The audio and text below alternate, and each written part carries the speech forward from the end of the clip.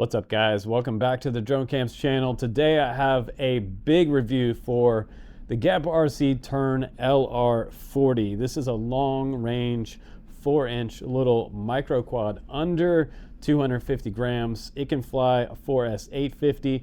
It can also fly a Lion 3000 pack. This is a 4S Lion pack from Lumineer. This is the Nav series battery that I'm going to test today on the TERN. Pretty cool because this quad does come in an analog version with TBS Crossfire, ELRS, or PNP. PNP just means no receiver on board. And you can also get it with the Wasp on there, and you can get a DJI O3. The DJI O3 version costs $500 with the TBS Nano on here.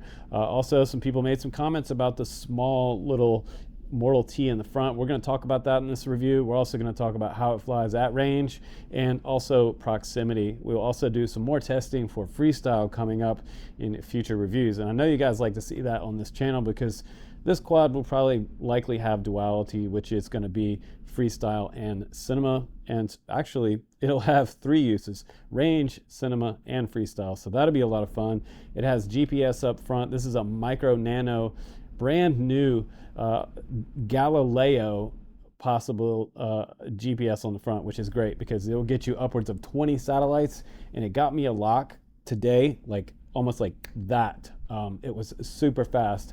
I would say it probably took around 10 to 15 seconds to get at least 8 satellites for takeoff. And before you take off, as always, make sure you have a home point locked. That way your GPS is going to be working. And we're going to talk about some Betaflight settings inside the TERN as well to make sure that yours is working for GPS. Now, the baseline price on this quad, I thought that was pretty good. It is $200 for the analog quad if you want to get it and set it up for an analog VTX. The VTX that I would put on there is the brand new one that's up here on the screen behind me, back here somewhere. It's called the Maton or something like that. Yeah, the Maton 2.5 watt analog VTX, but it also has something special on there that you haven't seen on a lot of other VTXs, a built-in fan on top of it. And a heat sink for cooling. So it has a combination of a heat sink and a fan on there. For the long range analog fans, I think that's super great. So you could use that for fixed wing or quadcopters. But today, it's all about the TERN. It's named after a migratory bird that we've seen on the coastal regions because I grew up around the Outer Banks and I saw terns growing up, and they're pretty cool because they actually do have these long streamline features to them. They look like a super fast, almost like a fishing type bird, and they just look fast sitting there. So that's pretty much how this one looks too. It's all streamlined and under 250 grams, which is really great for people that want to get out there, do a little exploring. And again, this one, I think right out of the gates, it's a cruiser. It doesn't have a camera mount on the front. You know, you don't really need it. You probably could move this GPS if you want. The wire looks long enough. Maybe I can move it to the back later if I wanted to. But you can experiment and play around with that if you decide to grab one. I'll put the links down below and you can check one out for yourself and see which one's right for you. But as always, without further ado, let's go ahead and jump into the flight test. We test flew it in various different locations to be able to give us that range field. And we do have some great big fields out here as well to explore. So this is going to be a lot of fun. The brand new TERN LR40 on the channel. Here we go.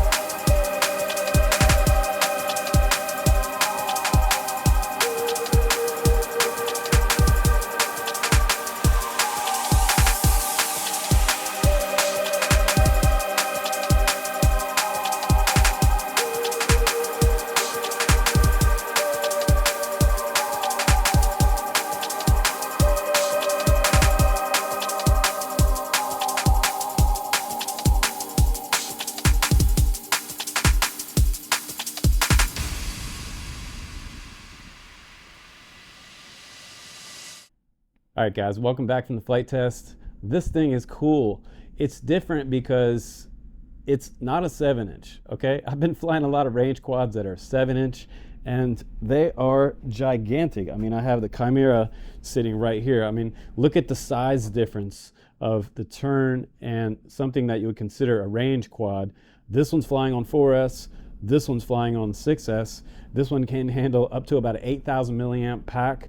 It can get me about 25 to 30 minutes on some of the upgrade energy packs, but those are $200 a piece. So if you're looking for something more portable, that's not quite as big and scary as something like a 7 to 7.5 inch, the 4-inch category, we've seen this before with the Flywheel Explorer. This seems to be Geprc's answer to the long loved and appreciated Flywheel Explorer LR. So it's cool to see that they have various different options now as far as analog. They have the Wasp one, and now I have the DJI O3 one here in my hands.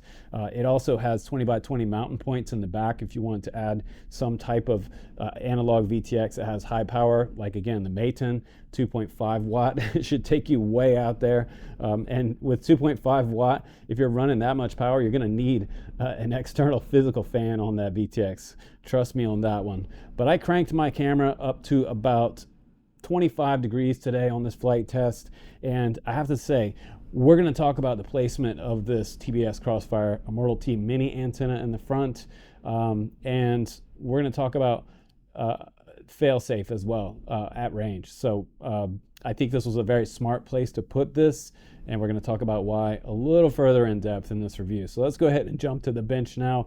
Let me show you the Tern on the bench, what comes in the box, and we'll talk about why they did certain things that they did on this design for micro class range flying. Here we go. All right, my friends, let's go ahead and jump right into the overview of this quad, and let me give you some insight on this one if you're looking to buy it. Now, first off, quad only, no battery. It weighs in at 185 grams. That's without the first type of battery I would put on there. Now, the first type of battery I put on there, if you're going to fly a LiPo, I suggest the R-line batteries. These are 4S R-lines. These are 850s. That's going to get us above 250 grams, and that's going to put you around 278.9 grams. So to make this under 250 grams, what you're going to have to do is I would suggest getting some of the Lumineers or the R-line 550s, and that's pretty small. It's probably going to get you who knows what flight time on there, but that's going to put you at 246.2 grams total takeoff weight there.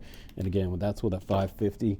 If you want to get the maximum flight time and you're not worried about weight, so to speak, you're going to have to upgrade your strap. First of all, the strap that comes with it did not hold my 4S 3000 nav battery from Lumineer. So if you want to put the ultimate battery on there for range, it's going to be the 4S 3000, and that's going to get you up to around 393.8 grams total takeoff weight.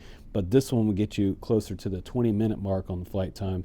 We haven't fully flight time tested this battery yet because we did just fly shorter flights in various locations for this flight test. But this was probably my favorite battery on here because the voltage, man, the voltage, I swear, after you're flying like 8, 9, 10 minutes, you just barely see this thing drop to like 3.5 volt per cell, which is pretty amazing. With the Lion, you can drop all the way down to about 2.8 while you're flying, and that's 2.8 volt. And people are wondering, like, how low can I go? I wouldn't go lower than 2.8. Some people will claim you can go down to 2.6. That's getting in the danger zone to kind of possibly damaging your battery. So be careful there. They will come down super hot if you're flying at 2.6. I've done it before, but I try not to do that to abuse my batteries. That's just a total bottom end. Now, when you land, that 2.6 volt is going to go up because you have what's known as a resting voltage. Once you depower the motor and take the power out of the motors, the voltage load goes up, way down, and then you have a much higher voltage in your battery left over. So 2.6 might end up being like 3 volt, not under load. So it's kind of tricky there, but again, I would probably come back in and land when you're getting down close to 3 volt. So there is the quad itself. Isn't it cute? I adore the design of this quad. Now, it is different than the Flywheel Explorer. We've shown that one already on the channel. We reviewed it.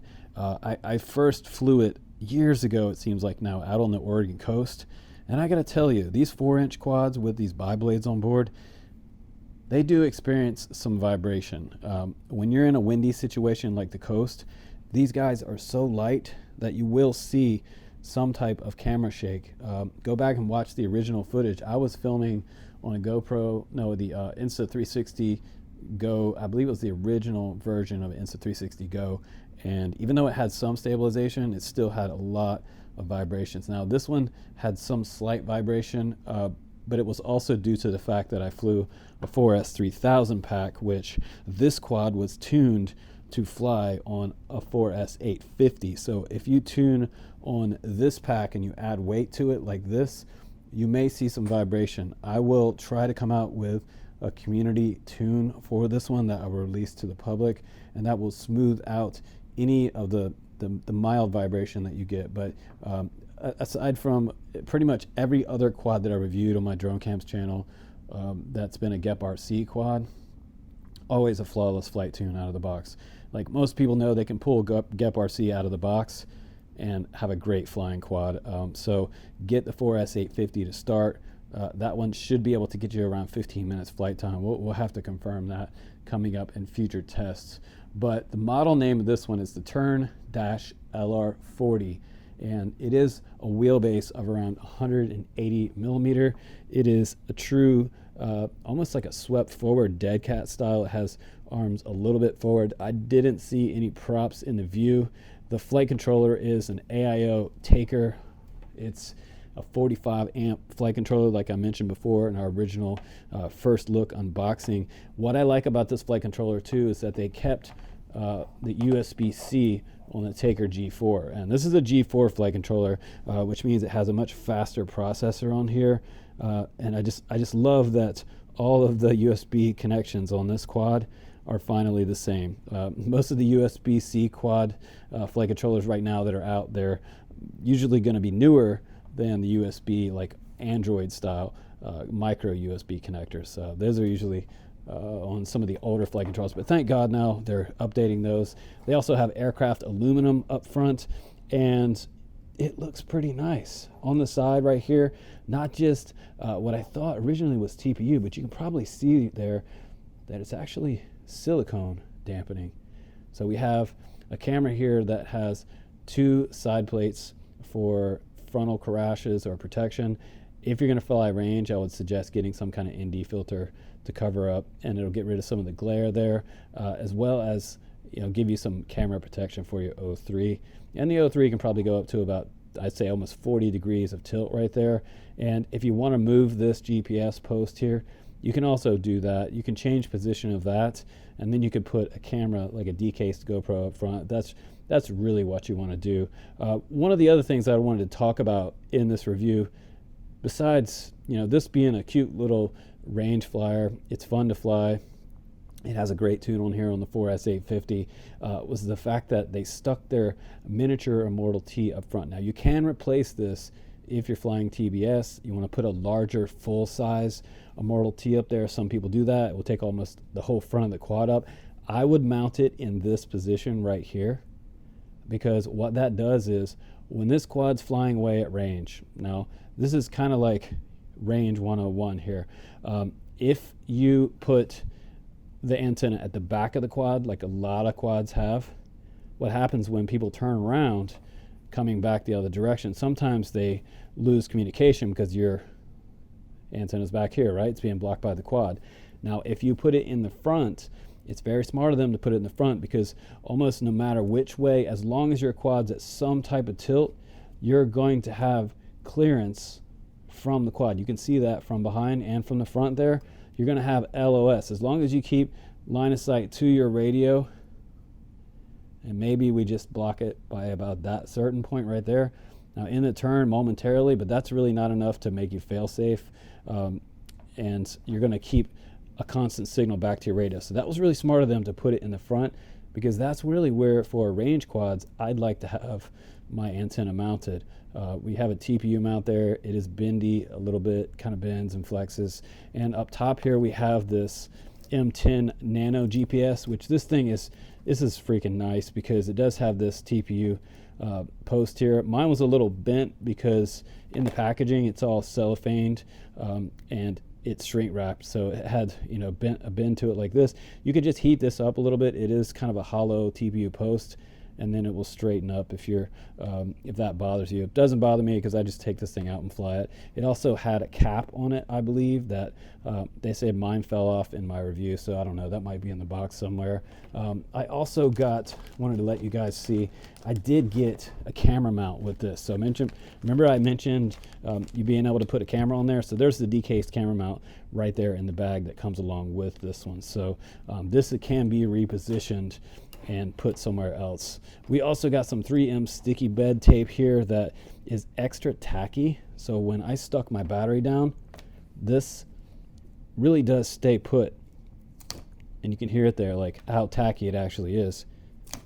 So that's kind of cool. It reminds me of old school pair of Vans where you had a sticky bottoms there for skating. Now again, like this strap is the much longer strap that I put on there myself. This truck bed is big enough to hold like a 4S, say 3000 pack on there, just comfortable, right behind your GPS right there, just like that. So you can get a pretty good size battery on there. That's probably the biggest battery that I would fly on this quad without kind of having too much weight on there and reducing your flight time. This is the strap that came with it as well, but just didn't make it around the 3000, but it will comfortably fit the 4S 850. The Tern is also rocking 1404 motors here. These are 3000 kV motors, and they are the SpeedX branded Geprc motors. So that's pretty standard for most of the Geprc quads out there. They have 4 bolts on the bottom through the carbon arms holding these motors on, 2 bolts on the very top holding on these HQ props, and the HQ props are T4 by 2 bi-blade props. You can also get some tri-blades on here, 4-inch tri-blades that will probably also work just fine. Now we did a flight test a while back with bi-blade versus tri-blade, and we actually got a longer flight time with the tri-blade prop. So if I could find some 3-blade 4-inch tri-blades out there, I will definitely put those in the links down below. But yeah, you're probably going to get a little bit longer flight time. The bi-blades may be faster, and I guess what's happening with the tri-blades is going to give you a little bit more float. Now, the arms on here are 3.5 millimeter thickness, so you know, they actually went a little thicker than we would normally see on a quad this size. A lot of times they're doing 3 mil arms. They're doing a standard top plate around 1.5 millimeter, and a middle plate 2 millimeters, and the very bottom plate is 1.5 on the bottom of this quad that extends up to the front. So we have a front plate here, we have the rear plate, and that mid plate, again, that mid plate which is right here, is 2 millimeters, just a little thicker than the very bottom plate. And again, you got your TPU bumper up front here with 2 M2 bolts. All the bolts on here, all the hardware is all M2 series hardware, which is nice. One thing, one tip that I wanted to give you in this review as well, if you're brand new to buying bind and flies from China, one of the things that you really need to do is take your driver and go over your whole entire quad. When you get a fresh quad in the mail, even though it's wrapped in shrink wrap, it's from Geprc or iFlight, some of these bolts can be loose. That can cause a disaster, and the biggest disaster it can cause is one of these motors flies off on your maiden flight test as you're sending it out over the forest somewhere. Really important that you flip your quad over, and the first thing you want to do is make sure you tighten up all of these motor bolts. If they start to strip a little bit, a lot of times what I like to do is I like to pull it out and put a fresh bolt on there, a fresh M2 bolt. And you want to make sure you use the right length as well, because you don't want to go too far down and damage your motor. First time you fire it up, it will kill that motor. So you want to be super careful that you don't put it up inside the motor and that the bolt is the correct length. And most of you guys know that. On the very back, we have the TPU mount for the DJI singular dual antenna in the back, as well as a little special TPU mount on the side here for holding my XT30 out of the way, which I thought was kind of a nice option here. Just kind of keeps it vertical and out of the way of the props. Up front, we have a TPU mount as well, for which I believe is possibly a spot for an external beeper under here, as well as the mount for ELRS or TBS Crossfire Nano. And I was able to kind of slide mine. If you push from the opposite side, you can slide it out a little bit. Then you can get your bamboo skewer in there to link this one up to your TBS Crossfire module, which I would definitely recommend that you use. This module is probably the go-to, one of the best modules out there that I have come across. Aside from the Bandit, if you want to grab yourself a Bandit, that's great, but I'm still using TBS Crossfire as my main medicine here. So that's what I use for long range. Now, a lot of people are like, oh, well, is Crossfire dead? No, it's not dead. I'm just questioning myself when I make a video that says that. Not to bring any drama to those two companies, because both those companies are awesome and they bring us all the awesome gear. But man, that's a cool looking quad, isn't it? Just sitting there on the bench, like, it looks fast sitting there. I love the streamlined look of it. I like the extra extended arms in the back of the quad, and the long open system truck bed we have here, and plenty of space above the Taker G4 flight controller right here, the AIO. There's tons of space in there, so you could add other things in there. And when you go to put a strap here, if you want to replace the strap with a longer one, it's nice. You got plenty of room there for adding a strap through. And yeah, flying small, it has like a 4S 550 to get under 250 grams. You can fly a 750, an 850. For freestyle, I recommend LiPo. And for long range, I'm going to recommend Lion. So the Lions that I'm using right now, I'll put a link down below for these. These are the NAV series batteries from Luminaire, and they're doing really well. They're holding up. They're not sagging out on me, and it's really great. But they also have 6S ones that are up to like 6,000 milliamp for your 7-inch quads as well. So those are a little cheaper price. They'll still get you close to 23 to 24 minutes flight time, I believe, if I remember correctly. It's been a while since I did that flight test, but more flight tests coming up on the channel. If you enjoy drones, please do subscribe. And oh yeah, by the way, got a surprise for you. If you didn't see my unboxing of this quad, you're in for a treat. Analog guys, you know, analog is not dead, okay? Nothing is dead yet in FPV, and we're still all hanging in there in this industry. It's kind of amazing that they still make such cool toys for us. So this is the Geprc Maten. I mentioned it before in the beginning of this review. This is the 5.8 2.5 watt VTX Pro. Comes with this harness right here, and it comes with two different antenna connectors. This is an MMCX connector, which I do prefer. This is much more robust than the IPEX connectors. And then you have a spot here to mount it to your quad, or you can put any type of antenna on top of this one. This is not the antenna, it's just an antenna extension. They also have a dipole in the box, which I guess you could use, but then again, this thing is 2.5 watts. So I would probably find a right-hand circular polarized antenna to use there. It comes with some wiring schematics in the box as well, and the full harness here for wiring up to your quad. But most importantly, this is pretty cool. Check this out. So this is, trying to just get this antenna off here, antenna extender, and I'll move this. And this is the Maten. Let's take a little closer look and focus here.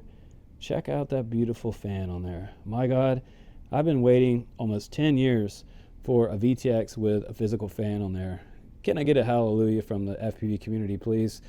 Because for range, VTXs get so hot, and if you don't have like a backup camera system or a dual VTX on something like a fixed wing, once your camera goes out, a lot of times you still have maybe some OSD coming back, but you have no camera view. So very important that your VTX stays cool.